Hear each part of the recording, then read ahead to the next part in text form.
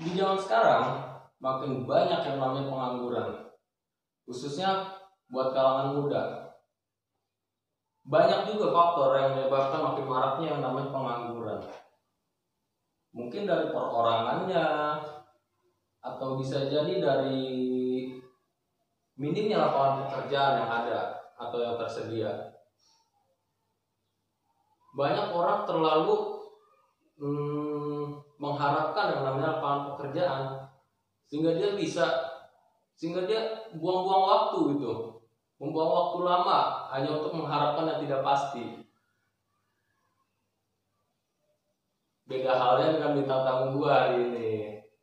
Nah, dia muda, berbakat, pembisnis, pekerja keras, dan yang paling penting dia mau menciptakan lapangan pekerjaan.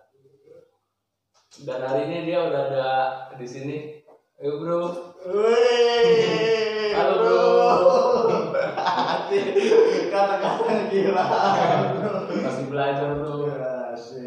Mau diperkenalkan dulu namanya? Nama artis aja ya. Nama hitnya biasanya dipanggil orang-orang Abies. Nama aslinya rahasia dulu. Nanti ada siap. Spesial lah. Jadi dia ini pembisnis muda yang tadi gue ngomongin. Dia muda, berbakat, dan dia kalau nggak salah usaha bidang sablon. Iya. Sebelumnya boleh diceritain dulu nggak dari gimana filosofinya bisa sampai ninjak ke dunia sablon? Gimana cerita awalnya? Awal mulanya ya, gua itu jaga warnet. Jaga warnet, gua mikirin kok gaji warnet itu dulu itu 300 ya. Gua nggak dapat apa-apa tuh. Itu sempat ngalamin ya? Gaji 300 sempat. Masa gua lulus SMK gajinya segitu sih gitu. Iya. Nah, gua sempetin dong kerja di warnet itu, cari ide, cari gagasan, dan ketemulah YouTube itu gitu tuh. Kan semua YouTube itu ada gitu ya tutorial gitu. Oh, maaf nih gua potong ya. Iya. Berarti awal mula nemu ide buat ke sablon itu lu dari YouTube. Dari YouTube awal mulanya juga. Dan awal mula ada yang cocok nih, budgetnya murah gitu, harga dipelajari juga gampang gitu. Ternyata gampang-gampang susah ya. Nah, akhirnya kan gua kecimpungan di sablon dan belajar. Gua juga awal desainnya dari penjaga warnet juga gitu kan. Dan gua sebelum resign dari penjaga warnet, gua harus belajar dulu tuh biasa. Pas jaga warnet itu kira-kira tahun berapa? Tahun 2000 lulus sekolah lah, berapa ya? 2015 16 lah. 16. Berapa lama? Jaga warnet. Enggak sampai setahun sih. Mau hampir setahun gitu, 9 bulan lah gitu. Iya. Terus nah, awal gua buka usaha itu gua modal 30.000. 30.000. Gua modal nekat, niat, ternyata yang di bahan buat sablon itu harganya enggak 30.000 gitu. Lebih malahan gua 30 itu cuma dapat screen sama laker doang. Jadi cat itu enggak dapat. Nah, dan akhirnya gua kepo sama lingkungan sablon. Adalah temen selingkungan sablon juga nanya-nanya gitu gimana gitu. Oh gini.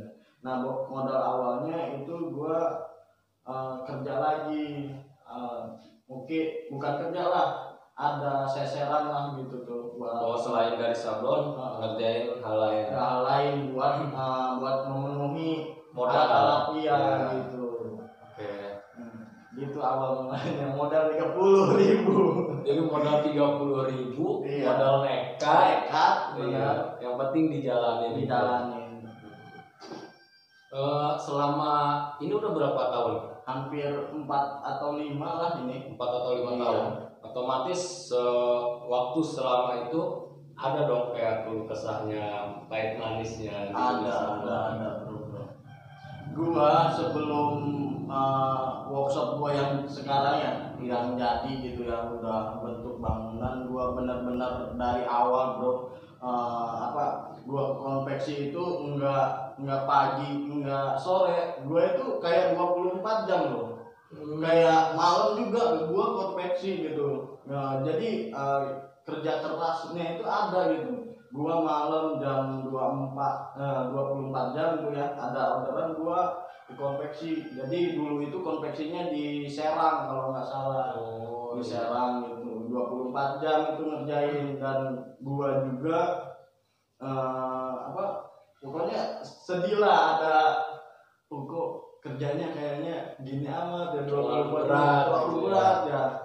Karena gua punya niat pengen berubah gitu kan, dari orang segini bisa lah gitu bisa jadi yang lebih baik. Terus gua punya kenangan bro, laptop itu ya, gua sebenarnya kenapa laptop gak mau dijual, gak mau diganti, itu ada kenangannya bro. Jadi usaha payah gua.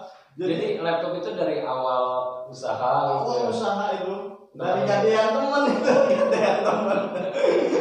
awal minjem, udah bilang temennya udahlah digade aja gitu. Gua niat, gua punya orderan berapa ya, satu kelas gua beli, udah nih beli aja 1.400.000 gimana, ya udah dia terima. Jadi ada storynya, iya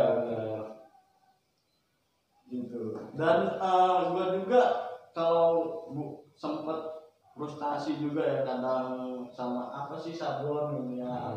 Niat gua kan di dunia persablonan kan, gua pengen menciptakan brand gua gitu kan, dan sablon gitu. Gua juga di dunia style banget gitu, gitu clothingan lah gitu. Terus ini kan sekarang masa pandemi ya. Nah, sebenarnya itu ngaruh nggak sih bro awal usaha lo gitu? Soalnya banyak juga temen gue yang kayak sama, dia juga nyablon itu pada lo, bro lagi pandemi nih orderan lagi sepi gitu. Kalau gue ngaruh banget bro, dari tadinya 90% pemasukan setiap bulan, sekarang ngaruh banget jadi 25% gitu. 25%. Iya bro, karena gue kebanyakan orderan itu dari anak sekolah, dari komunitas gitu, dari family gathering gitu. Jadi sekarang itu kan family gathering nggak ada, anak sekolah nggak ada, gimana gitu kan? Udah di YouTube aja lah. Ternyata main YouTube juga. YouTube. Apa nama itu ya? Nama YouTube-nya nih ABS, dan jangan lupa di subscribe juga. Jangan lupa subscribe. Yes vlog ABS itu bro. Jadi selama pandemi ini, selama nggak ada orderan, itu yang kerjain paling bikin YouTube, bikin konten YouTube lah, lumayan juga gitu. Iya. Buat pemasukan nanti. Terus ini kan ibaratnya udah lumayan lah gitu ya. Dunia sablon usaha sablon udah lumayan jalan. Coba tolong kasih masukan buat mungkin anak-anak muda yang mau merintis usaha, bingung usaha apa gitu. Mungkin ini ada referensi, ini ada kenangan gua, dia terjun di dunia sablon udah lumayan lama juga. Kasih masukan kayak gitu bro. Oke, buat anak muda nih yang di sana nih, lo usaha apa, misalkan usaha sablon, keripik atau apa, jangan malu dengan diri Anda sendiri. Nah, dan percaya diri kepada diri sendiri gitu. Jadi walaupun produk kalian nggak bagus, kalian harus percaya produk lo itu bisa meledak gitu. Intinya jangan malu, jangan minder, harus percaya diri. Iya gitu. Iya, soalnya banyak sih anak-anak muda yang lalu mau kerja susah karena minimnya lapangan pekerjaan, mau usaha juga bingung, mau usaha apa karena mungkin dari dia sendiri kurang bakat atau kurang mengolah gitu. Makanya banyak kan anak-anak sekarang kan banyak pengangguran. Iya. Sebenarnya bukan dari kita lagi ya pengangguran itu. Jadi anak sekarang itu terlalu terlalu fokus dengan dunia dia sendiri. Jadi nggak nyari peluang yang lain. Jadi sebenarnya peluang kita itu banyak. Kalau dianya emang cerdas gitu, dia carilah informasi gitu kan dari YouTube atau apa yang dia hobi gitu, jadikan uang gitu lah. Contohnya gua pernah dulu bro, gantungan kunci Oh iya, gantungan kunci bro. Iya. Seharga 2.000. Sorry gua potong. Jadi dulu zaman gua MTS, dia usaha gantungan kunci dari pasir ya. Pasir. Iya. Dan itu gua memasarin, gua marketing. Jadi tawarin ke sekolah-sekolah, mau kan nih gantungan kunci cuma sekian, bisa custom nama gitu. Iya, bisa custom nama. Iya, gua ingat. Soalnya gua dari SMP juga udah berdagang gitu, tapi berdagangnya di kerajinan tangan itu, jadi itu. Nah, jadi emang jiwa seninya udah dari kecil udah ada ya. Bukan kecil, SMP dididiknya, didik keras bos. SMP. Okay. Pokoknya yang tahu yang pernah pesen tuh guntingnya gantungan pertama tuh dari gua harganya 2.000 gopek lah kalau marketing. Dari sini 2.000 gua jual 3.000 untuk 1.000 udah lumayan buat teman-teman jajan gitu. Iya gua masih ingat Pak. Terus ngomong sablon gitu. Boleh tahu nggak sih omset terbesar gitu dari omset per bulan? Kalau lagi pandemik sih nggak nyampe 2 juta ya, paling pandemik itu 1 jutaan kalau ada ini ya. Tapi kalau sebelum pandemik bisa 10 lah bro. 10. Iya. Kalau emang gimana marketingnya gitu. 10. Jadi emang ngaruh banget ya. Ngaruh. Misalkan nggak pandemik 10 juta, sedangkan pandemik 1 juta gitu. Jauh banget ya. Jauh. Karena apa? Karena sablon kan yang diminatin kan anak muda dan banyak kalangan. Jadi kalau kayak gini kan takut gitu, dia tuh takut mau kemana-mana. Iya, mau family gathering. Kan masa pandemi nggak boleh kumpul-kumpul. Sekolah juga masih diliburkan. Iya benar. Jadi emang ngaruhnya besar banget gitu, berdampak besar banget buat para usahawan gitu. Tapi buat anak clothing, anak sablonan itu jangan putus di sablon aja gitu. Harus kita mau punya brand gitu. Jadi walaupun sablon ini mati, kita punya brand gitu tuh. Jadi brand ini bisa kita jual lewat online juga. Oh iya benar. Jadi sampingannya selain jadi tukang sablon, kita punya punya brand. Iya gitu. Jadi produksi sendiri via online. Jadi produksinya kan buat sablon gitu kan. Jadi muternya ke situ-situ lagi, jangan ke orang lain kalau udah punya sablon.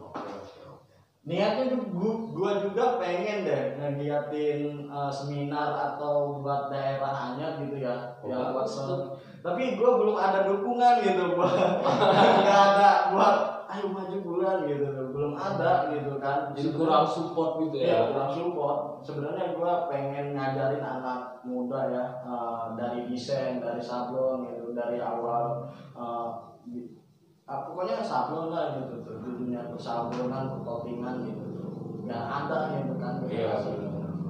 Jadi biar anak-anak itu yang punya potensi, yang berbakat itu bisa terjun ke dunia sablon. Iya. Biar dia bakatnya itu bisa menghasilkan gitu loh.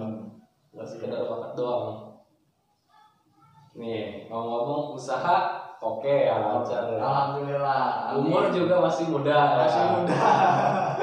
Ini sorry deh bro ya. Ngopi dulu lah. Iya, silakan. Biar gak tegang. Pesen juga di nama sablonan gua Abihis sablon kaos. Nih, ini bisa custom move juga. Iya. Boleh promosi kan? Iya, boleh silakan. Ya lanjut bos. Muda, iya. Usaha udah lumayan. Iya. Kan gue belum lihat bini lu dari Kan sayang. Gimana masalah percintaan lu? Kalau soal percintaan gue dibilang noob banget bos. Jadi dibilang gue belum pernah lah selengket kayak orang-orang ya. Usaha dari awal yang menemani cinta dulu. Enggak tahu apa kisahnya yang jelek. Cinta yang nemenin dari nol gitu. Iya. Itu kata gua itu sinetron apa nyata gitu kan. Intinya gua belum ada ya lah yang seret sama gua, belum ada yang cocok gitu ya. Masih orang-orang juga kan belum tahu apa kepribadian gua juga kan main di YouTube itu karena gua juga public figure gitu kan, jadi takut cewek gitu ilfil atau gimana sekarang kan. Mungkin buat cewek-cewek yang nonton bisa di follow IG-nya Abies. Bisa buat sekalian promosi. Kalau jadi jodoh kan nggak ada yang tahu. Amin. Ya bro, pernah gua ngerasain apa ya, kalau percintaan ya, ini kan percintaan ya. Pernah gua ngerasain gua minder sama cewek ya. Minder karena apa? Karena pekerjaan gua sendiri bro. Jadi harus minder. Ya minder sama pegawai yang berseragam gitu kan. Kan susah bro kalau kita mah kan udah merintis dari awal gitu kan. Oke, sorry gua potong nih.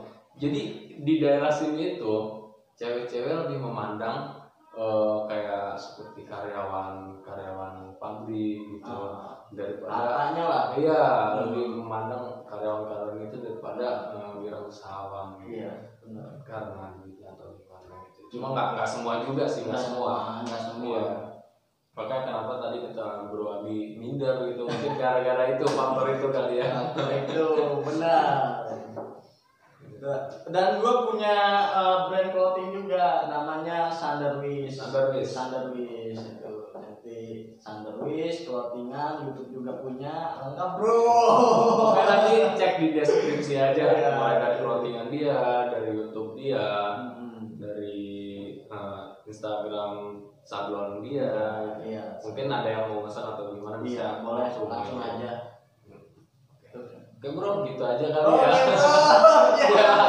Gua thank you banget ya. Enggak. Satu apa ya? Menurut lu nih kesan, gua nanya nih kalau kesan buat para pemuda 2020 apa nih? Kesan. Oke, kalau menurut gua kesan buat pemuda 2020 jangan patah semangat. Masih banyak yang bisa dihasilkan, masih banyak yang bisa diolah untuk menghasilkan. Jangan cuma terpaku di satu titik. Coba cari titik yang lain, cari titik yang bisa membuatmu nyaman. Udah situ aja bro. Asik. Oke, thank you ya. Siap. Oke, jadi kesimpulannya buat anak-anak muda yang mau mulai usaha atau bisnis, intinya yang kata Bro Abi tadi, jangan takut buat memulai. Percaya diri, mau barang lu kurang, mau barang lu jelek atau gimana, yang penting lu jalanin aja dulu gitu. Terus seiring berjalannya waktu, lu bakal menginovasi apa yang lu jalanin itu. Oke, mungkin gitu aja dari gua. Terima kasih udah menonton. Salam hangat dari gua, Adi Purnaryawan.